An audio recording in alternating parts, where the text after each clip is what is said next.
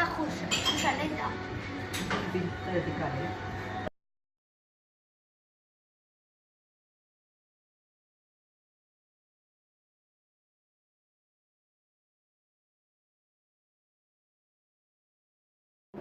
Que es el salvoconducto que el emperador daba a los peregrinos que en época romana venían a Galicia.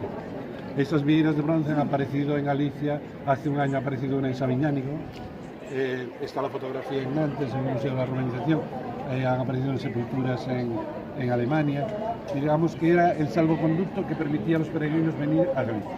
El crismón, y que es un verbo que significa ser el primero, guiar, el camino, mandar, ser jefe, presidir, gobernar, tener mando, dominar, prevalecer. Es decir, desde el punto de vista etimológico, la palabra que hay sobre la puerta de entrada y que hay sobre el sepulcro es esta. Una palabra que hemos visto escrita muchas veces, pero que apenas hemos escuchado cómo se pronuncia. Cuando se pronuncia es arjo. Arjo, desde el punto de vista etimológico, es la causa de todas las causas. Arjo es la causa del arjé, el principio. Desde el punto de vista gnóstico, Arjo es como el Big Bang, el inicio de todo. Digamos que representa la esencia de la vida. Como veis, el ser primero y además guiar el camino. Es precisamente por eso, porque está en la meta de la Puerta Santa y es además quien preside el sepulcro y la urna que guardan los huesos. Si hiciésemos casos a la ortodoxia diciendo que el crismón representa a Cristo, no tendría mucho sentido, porque ni el Camino de Santiago, ni la Puerta Santa, ni la sepultura que hay en el interior de la catedral tiene que ver con Cristo. Pero sí que tiene que ver con Arjo, porque Arjo es, digamos, el inicio de todo.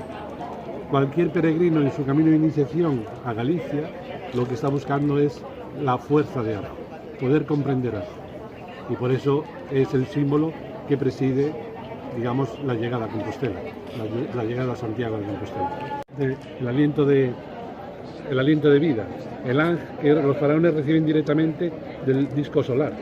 Pues esa equivalencia en la tradición europea es precisamente el arjo. Arjo que los príncipes, digamos, lo asocian a su representación, algunos en monedas, algunos en corazas. Constantino, cuando vence en su batalla, es el propio disco solar quien le ofrece el símbolo del crismón, y así está relatado.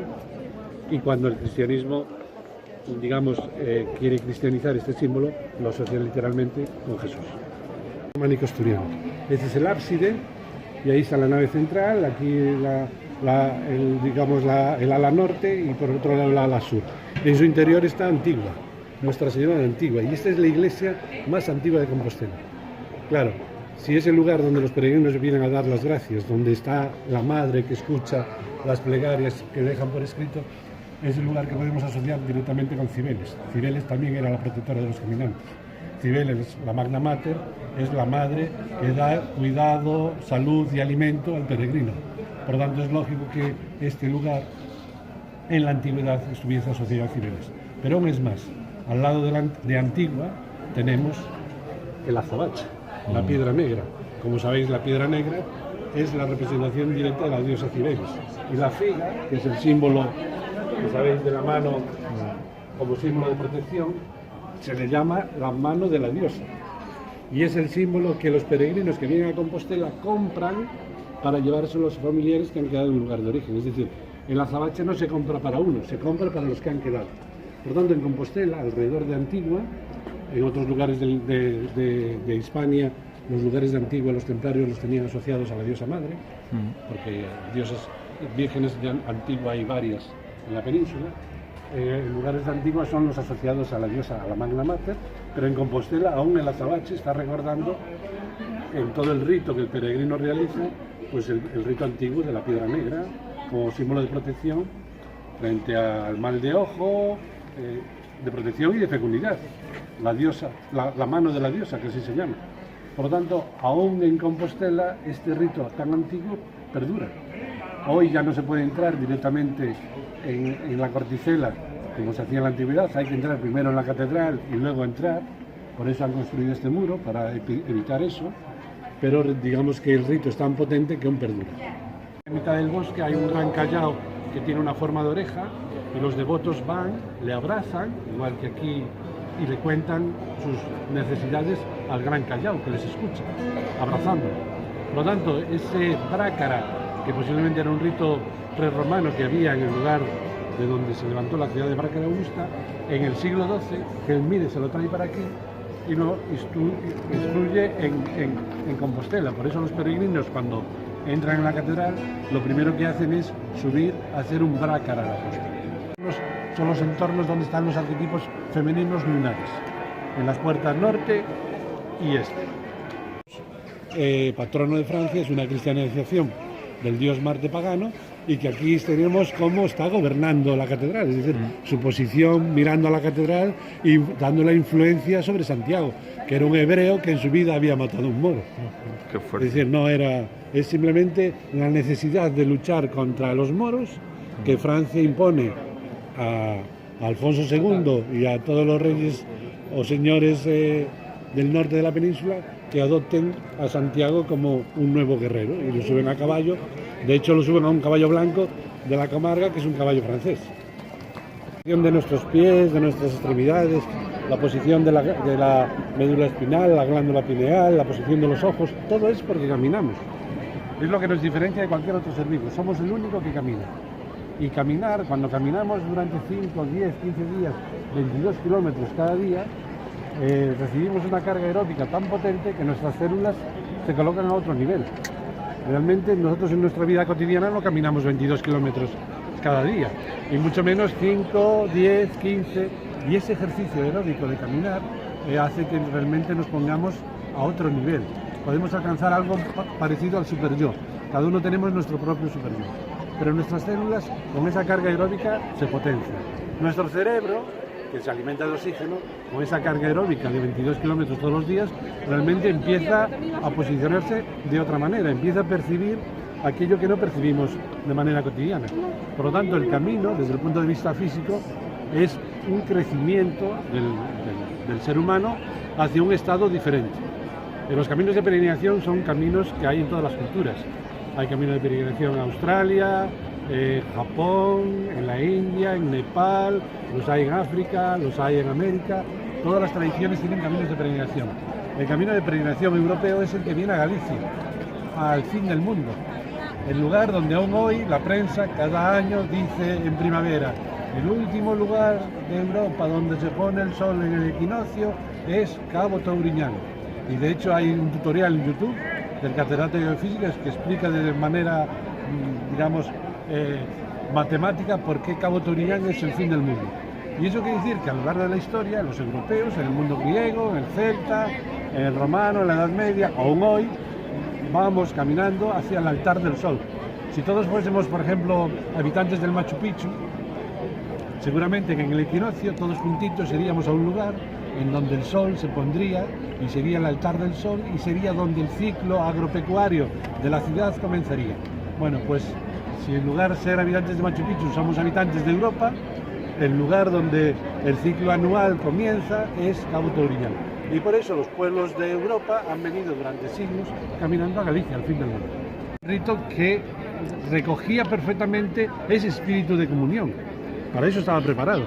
De hecho, el rito del Parteluz, el Pórtico de la Gloria, se construye a finales del 12, principios del 13, es un cargo del arzobispo al maestro Mateo.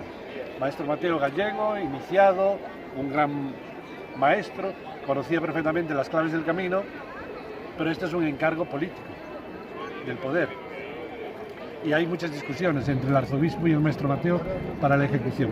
Nadie discute que esto es una gran obra de arte, pero esta gran obra de arte es una obra de arte del poder, que además es curioso, hasta finales del siglo XII el poder no se da cuenta de que en el lugar donde residen los huesos del Santiago Apóstol, el judío, tienen que hacer una manifestación hebrea del Antiguo Testamento. Hasta ese momento en Santiago no había ritos paganos suplantados por ritos cristianos, pero es a partir de este momento que el mundo hebreo, la antigua tradición, el Antiguo Testamento, los profetas, etcétera, son colocados de una manera explícita. Hasta ese momento no existía nada en Compostela que hiciese vincularse Santiago con el Antiguo Testamento.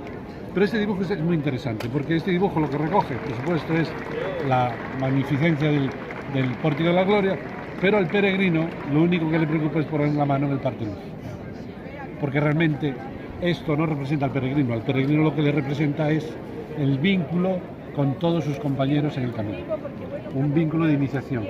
Y tanto es así importante esto, que luego la ciudad de Compostela, el pueblo gallego, desarrolla otro rito, que es un rito, digamos, local, que es el del Salto de los Croques, que no es otra cosa que ir a darnos con la cabeza en la cabeza del maestro Mateo, porque es en él al que reconocemos.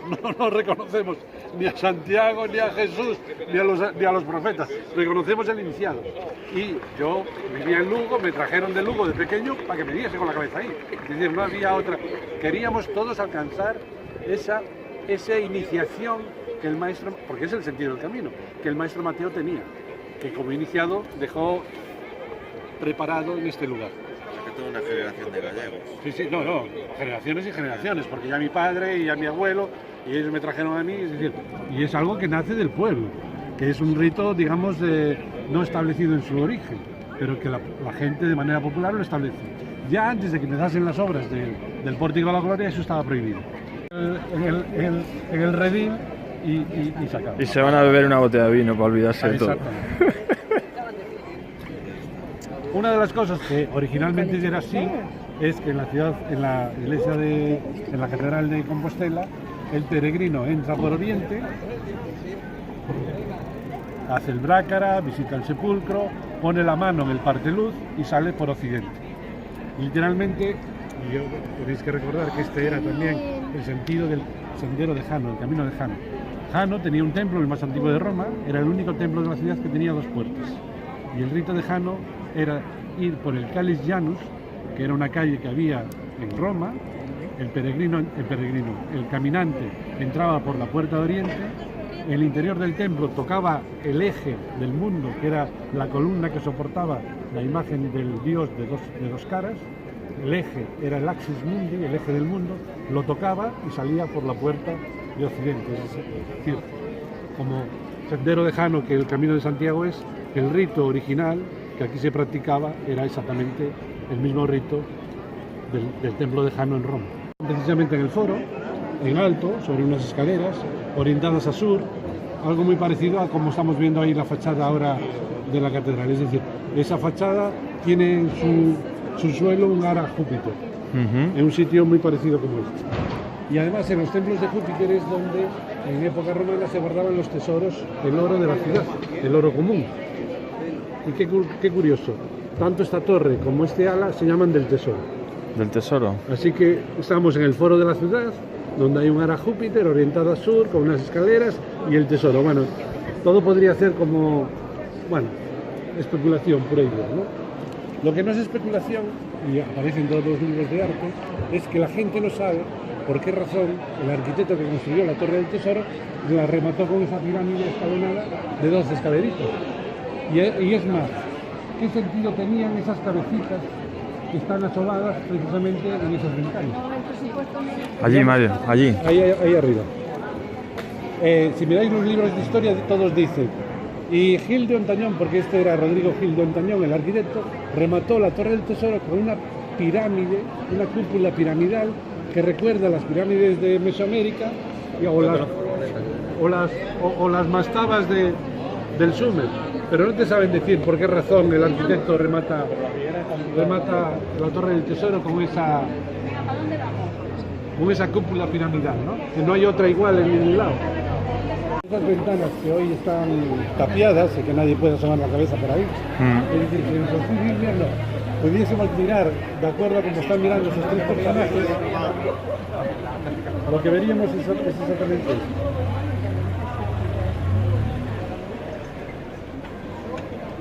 Veríamos como el sol sale exactamente por el pico sacro. El pico sacro es el lugar de donde vienen los toros que traen, es decir, es el lugar sagrado pagano de la ciudad de Compostela. Bueno, pues en el solsticio de invierno el sol sale exactamente por ahí. Cuando los agrimensores romanos establecieron la ordenación de Aseconia, la avisaron de acuerdo con el monte del Viso y establecieron el decumanus.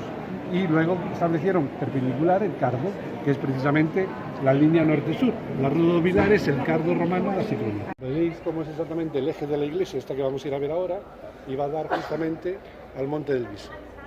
Es muy interesante ver cómo el ábside de esta iglesia, que es San Fiz de Solovio, que ahora vamos a ver, allí arriba está rematada por un cordero que está mirando directamente al Monte del Viso, cristianizando lo que de allí parte, y hasta con esa cruz, que además de ser una cruz también es el símbolo del urbanismo romano, que ya veis, el cardo, el decumanus y el pomerio todo alrededor. El cordero está mirando al Monte del Viso, como cristianizando el poder que desde allí se establece. Una lobera, esos caminos que hay en los bosques, eso es un solovio. O bajo una parra, bajo la vegetación, la galería que hay bajo la parra también es un solovio. Un solovio es una galería entre la vegetación. Por lo tanto, San Fiz de Solovio nos habla del conocimiento de la galería, que es la iluminación que Payo recibe para poder bajar por todos los lugares posibles, bajar exactamente a través de esa galería de conocimiento y encontrar el sepulcro del apóstol. El oro es vil metal, la plata pierde peso, más importante es que tu propia felicidad brille, la felicitas, tu propio conocimiento brille, es decir, olvídate de las riquezas, lo importante es que tu propio conocimiento brille, tu propia felicidad. Es una frase gnóstica concreta. Y además están representados, como veis, la palabra arjo, alfa, omega, la chi y la ro, arjo, el conocimiento. Pero además, a través de estas 4 letras podemos, digamos, entender pues muchos elementos simbólicos. Por ejemplo, en el cristianismo la transfiguración de Jesús la podemos entender perfectamente aquí.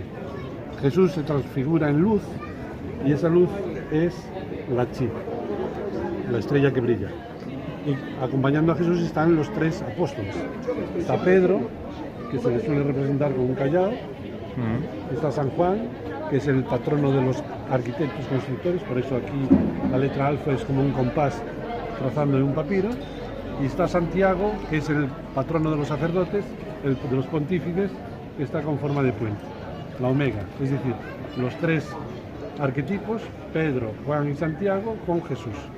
Pero esto mismo lo que está haciendo es una, cristianización de algo muy anterior, que son los 3 arcontes, que representan a los 3 maestros, que son los 3 que cuando se reúnen pueden hablar con la divinidad. La divinidad, por supuesto, es la luz, y los arcontes son el rey, que gobierna sobre lo material, que es el príncipe, el tectón, el arquitecto científico, que es el que gobierna sobre el conocimiento, y el sacerdote, que gobierna sobre lo trascendente, sobre la unión entre el cielo y la tierra, el pontífice entre el cielo y la tierra. Coloca sobre el portal, el niño Dios vuelve a ser la luz. Melchor trae el oro, que es el símbolo del rey material. Gaspar trae el incienso, que es el símbolo del pontífice. Compostela, con el Botafumeiro, es el lugar donde el incienso adquiere más presencia y es realmente el lugar omega. Y Baltasar trae la mirra, que es el símbolo del científico. La mirra se utilizaba para embalsamar, es un término científico, es un elemento científico. Por lo tanto, cuando veáis la representación de los 3 Reyes Magos, lo que estáis viendo es la representación de los 3 arcontes frente a la luz, frente a la divinidad, en este caso el niño Dios. Viniesen juntos aprendiendo las mismas reglas de la civilización, y cuando volviesen como ciudadanos para habitar estas ciudades. De hecho, hay textos en que explican literalmente el pacto de Augusto con los peregrinos para que habiten las ciudades que él construye. Y este camino de iniciación era un camino multinacional. Por eso la Unión Europea coloca este escrito hace menos de 10 años en todas las lenguas de Europa y dice una frase de Goethe, original, que la que era es Europa se hizo peregrinando. De hecho, en alemán no pone a Compostela, pone Europa se hizo peregrinando, que es la frase original de Goethe, que es un iniciado, que si no lo conocéis hay que estudiarlo porque él además no tuvo empacho en escribir todo lo que le pasaba. Él era el consejero número 1 del emperador y realmente, puso los dedos en el enchufe muchas veces. Goethe sabía que Europa se había construido peregrinando. La misma historia del mundo antiguo es lo que hoy ocurre. Cuando bajas por este camino, has bajado en un camino de iniciación de muchas nacionalidades, todos hablan lenguas diferentes, pero el peregrino se mira a los ojos y comprende que es hermano del francés, del argentino, del chileno, del catalán, del que sea. Todos bajamos, todos hacemos el camino realmente en emoción. Y como a mí me han dicho muchos peregrinos, si luego pusiésemos en práctica lo que hemos aprendido en el camino, lo pusiéramos en práctica solo, imaginaros, en el edificio donde vivimos. Si con nuestros vecinos nos comportásemos igual que nos hemos comportado con los compañeros peregrinos, todo cambiaría. Totalmente. Es decir, el camino de iniciación, de aprendizaje de nuestra civilización es este. Aquí aprendemos a que todas las naciones de Europa vivan en común. Y es el camino de iniciación que el europeo tiene de una manera ancestral en su ADN. Por esa razón, hoy el camino está empezando a tener más potencia. Nosotros hemos vivido, nacimos en el camino, vivimos en el camino, trabajamos en el camino. Yo como arquitecto sigo trabajando en el camino, voy de aquí para arriba, para abajo. Y en los últimos 6-7 años hemos visto un acontecimiento que al principio nos dejaba sorprendidos y que hoy ya comprendemos. Pero hoy, ayer me lo decía otra vez en una queimada, la gente que estaba en la queimada, y dice, es que tienes razón. El camino está lleno de mujeres de más de 40 años que están haciendo el camino solas. Sí. Solas. Claro, esto hace 6 o 7 años sorprendía. Yo he filmado y les he preguntado, ¿por qué? ¿Por qué está haciendo usted el camino solo? Y todas dicen lo mismo, no lo sé. Recibo una llamada, todas dicen, he recibido el día de Navidad o el día de no sé qué, y tengo que hacer el camino. Una mexicana de Veracruz, su abuelo español. Ella no es creyente y nada. Y el último día de Navidad recibe, tienes que hacer el camino. Y en cuanto puede, cogerle los billetes y se viene para acá. Hace un mes, una ginecóloga de Montevideo, que llevaba 2 años preparando el camino a Machu Picchu, y en 2 semanas está haciendo el camino desde Astorga. Y no sabe por qué. Aún su madre le pregunta, pero hija, ¿qué haces tú en España? De repente, y dice, mamá, es que lo he comprendido todo. Antes de hablar conmigo, esa fue una anécdota, me dice, mamá, es que lo he comprendido todo. Si nos comportásemos en casa, como ella había tenido una semana de lluvia muy fuerte, dice, si nos comportásemos en casa, como se han comportado conmigo en el camino, todo cambiaría. Totalmente. ¿Por qué razón las mujeres del Occidente están recibiendo la llamada del camino? Las mujeres de más de 40 años en general. Hay que buscarles explicación, porque es un hecho que todos podemos constatar. El camino está lleno de mujeres solas, caminando. Bueno, por lo general las especies, las hembras, son más perceptivas que los machos. Perceptivas sobre todo para el tema del ecosistema o del cambio de alimento. Da igual que estemos hablando de elefantes, de leones o de aves. Las hembras son las que controlan el ecosistema.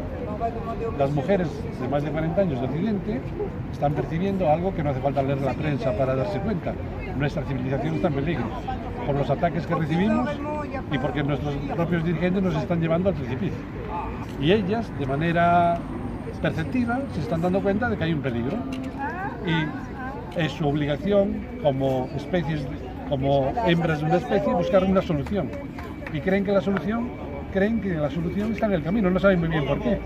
Pero es que está claro, aquí está escrito, nuestra civilización se ha construido peregrinando a Galicia, peregrinando al fin del mundo. Es ahí donde está escrita la solución a la crisis que estamos viviendo en Occidente.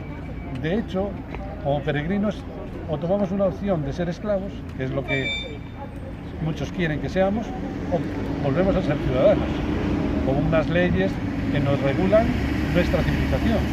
Esa civilización es la que ha permitido que en un momento del siglo XX la educación y la sanidad era para todos, que son los símbolos precisamente que más determinan nuestra civilización frente a otras, y que hoy sabemos que tanto la sanidad como la educación están en peligro, y que las mujeres se están dando cuenta, y que por lo tanto creen, porque su epigenética sí lo determina, que la solución está en el camino, porque generación tras generación los europeos hemos estado caminando a Galicia. Y está escrito en nuestro ADN, es un tema epigenético literal. Y por lo tanto, ¿por qué hay mucha gente que viene en bicicleta? No tiene nada que ver.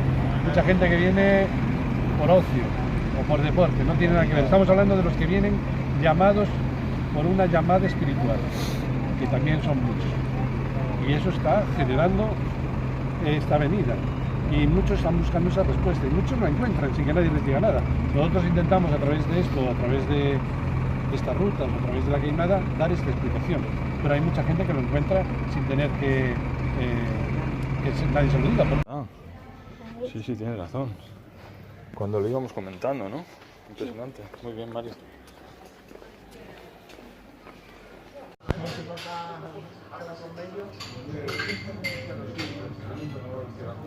Es que ojo con Júpiter, ¿eh? Estamos aquí... Oh. ¿Por qué se ha reído cuando he dicho yo eso? Bueno, pues para continuar con las sincronicidades, ha hecho la vista atrás mientras como y hay una serie, parece ser, o Destino de Júpiter, el martes por la noche en la televisión gallega. Y hace un rato la luna de Júpiter, o sea, no sé yo qué es esto, lo que nos significa en esta cuarentena del nacimiento de Júpiter desde el equinoccio hasta el Día de Todos los Santos.